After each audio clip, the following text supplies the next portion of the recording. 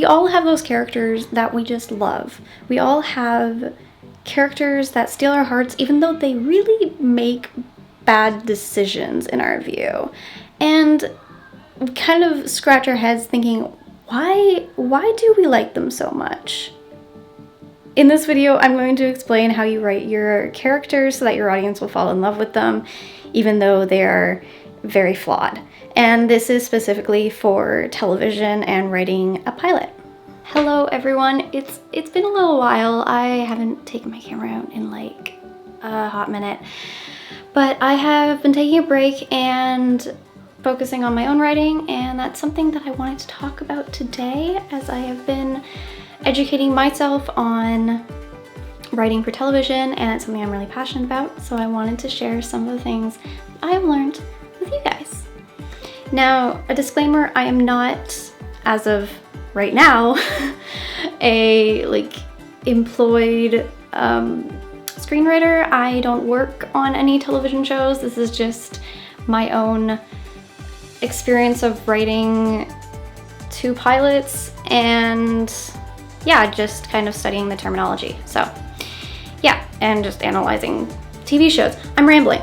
But anyway, this is a video about how to make your characters interesting and engaging. One of the main struggles that I have found when plotting out a season or planning out for a pilot is recognizing that characters in television are ridiculously flawed. Now, television characters go through a whole ton of shit, usually more than characters in features or any other kind of media, because you have to prolong their struggles for a multitude for at least a few seasons for the networks to actually pick it up and think it's interesting. And this makes them seem more realistic.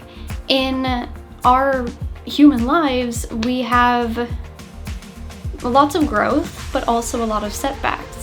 And usually in a TV show, you have one main struggle that your character is trying to overcome. And if it's one main struggle, there's going to be a lot of setbacks, and you're going to have them going 3 steps forward and 4 steps back, or whatever version of that phrase you want to use. Now, it's important to not make these setbacks just for the sake of setbacks. You can have a show that just has tons of action or tons of explosions and that kind of stuff, and it'll still be boring because people don't care about your characters. Personally, I am a big fan of character-driven television and movies. I really love when a movie makes me cry or makes me angry. Any kind of really big emotion is a really good sign to me, and I love the feeling of being that attached to a character. Going into your own characters, it's important that you actually care about them. Because if you don't care about them, how can you expect your audience to care about them? If you end up losing interest in any of your characters, especially if it's an ensemble cast, you want to have interest in all of them, so if you lose interest, you need to rewrite some things. You need to work at that and move things around so that this character is interesting to you again. Okay, now I'm gonna go into the more specific stuff about forming a character that people actually want to keep watching for. Most television characters stay flawed until basically the very end. There are some characters that grow within a season or multiple seasons, but usually it's the whole series that brings their arc full circle, hence character arc. It's important to keep introducing different aspects of these characters so that your audience is surprised by different parts of these people. Think of it like you're getting to know a friend and you're constantly surprised by things in their past. It's like you're discovering different parts of their backstory. You're not just gonna give it in a whole dump of exposition. You're gonna sprinkle it in as you get to know them slowly over years. 4 categories that I've found very useful to fill out when I'm putting together my characters are discovery in therapy. This is when you find the thing that your character really struggles with in their lives. It can be anxiety or trouble at home. It can be something that's very just basically something that's very pressing on their minds and that causes them some kind of pain. The second is a broken compass. This is actually from the Save the Cat series, and I'll link some stuff to that down below if you haven't read Save the Cat Writes for TV yet. It's a really good book. Highly recommend it. It's, yeah, changed how I write.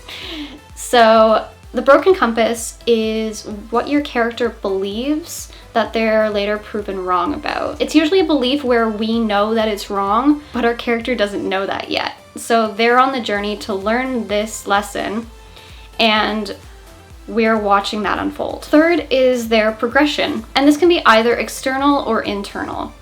Usually it's coupled, and the character can go from quite an archetype. Like sometimes I'll write down, for instance, goes from macho cool guy to sensitive and caring person.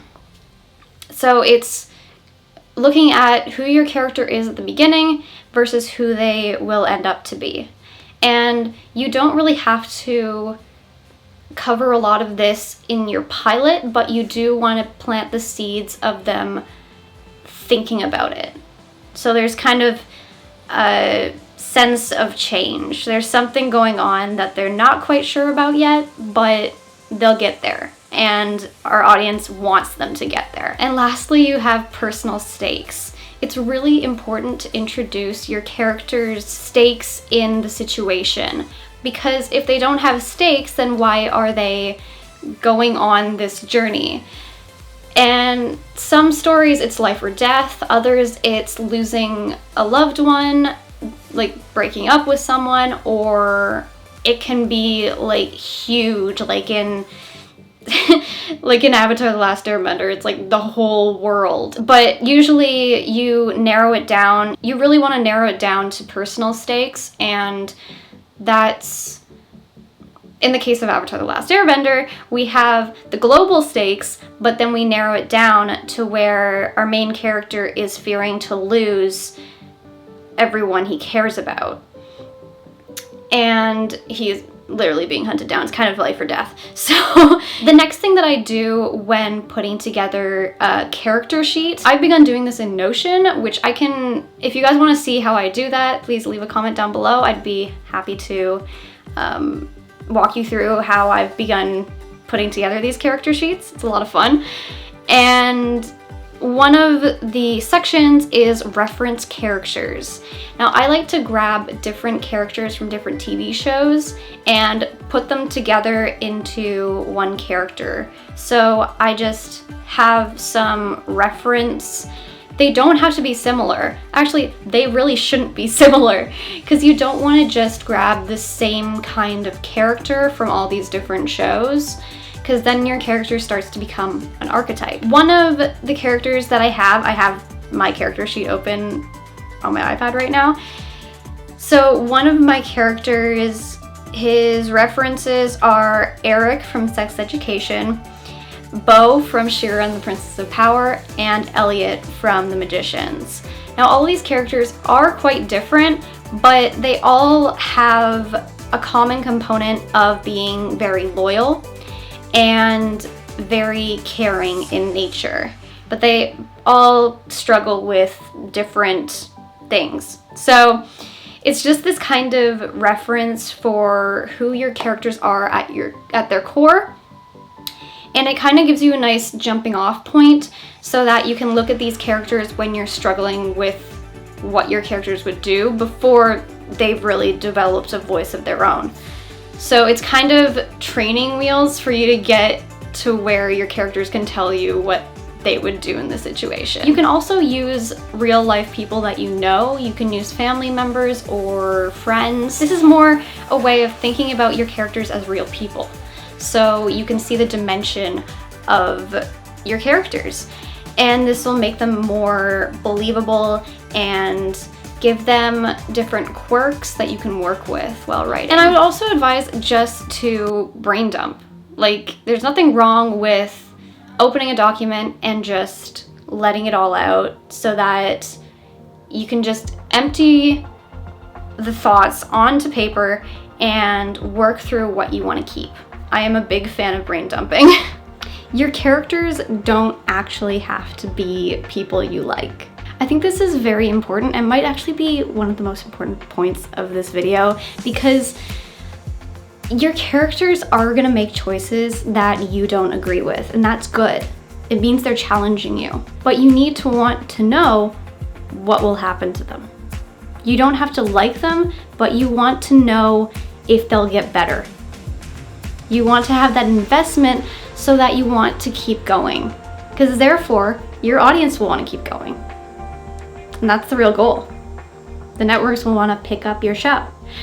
And my last tip is to insert yourself into your characters. I really love doing this and trying to figure out how I relate to each and every character in my story, because that makes you care about them. And if you can relate to your characters, there's people out there who watch your show or read your script, and they will relate to them as well. There's so many people out there, someone's gonna relate to what you're writing about. So that is everything I have for this video. I hope you all enjoyed this. Again, let me know if you want me to walk through my Notion setup. I had a lot of fun putting it together. I could even turn it into a template if you guys are interested. But yeah, I am back doing some videos, so leave some comments down below if there's anything you want me to cover, and I will see you all next week with another video. I'm starting on Wednesdays, so shh.